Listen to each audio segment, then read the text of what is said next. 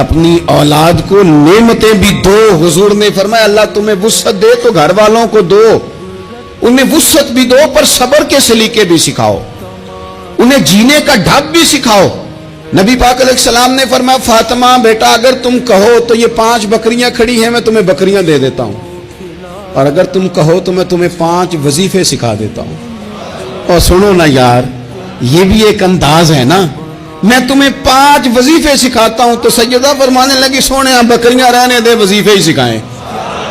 کئی دنوں کی بھوک, شدت بھوک, اور میرے بھائی افطار کے وقت, حالانکہ صبح سے صرف روزہ ہوتا ہے, ہفتوں سے نہیں ہوتا, سوائے پانی کے سوجتا ہی کچھ نہیں. کہ یا رسول اللہ آپ نہ مجھے 5 وظیفے دے دیں. میرے کریم نے 5 وظیفے بتا دیے.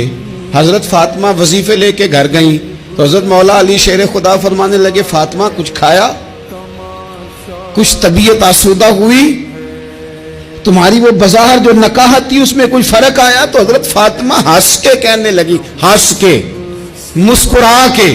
یہاں مسکرانا کمال ہے, یہاں مسکرانا کمال ہے. مسکرا کے فرمانے لگی علی میں حضور سے دنیا لینے گئی تھی, مدینے والے نے دین عطا فرما کے بھیجا ہے.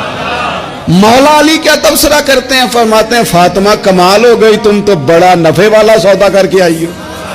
گئی تھی, یہ اخلاص, یہ للہیت, یہ حسن, یہ کمال. حضور نے فرمایا کہ تمہیں وہ اعزاز حاصل ہو جائے کہ تمہاری اولادوں تک یہ بات آئے کہ دنیا کی دولت جھولی میں آئے تو خوش نہیں ہونا, اللہ کا قرآن سینے میں آئے تو خوش ہونا ہے, رسول اللہ پہ درود و سلام پڑھا جائے تو راضی ہونا ہے.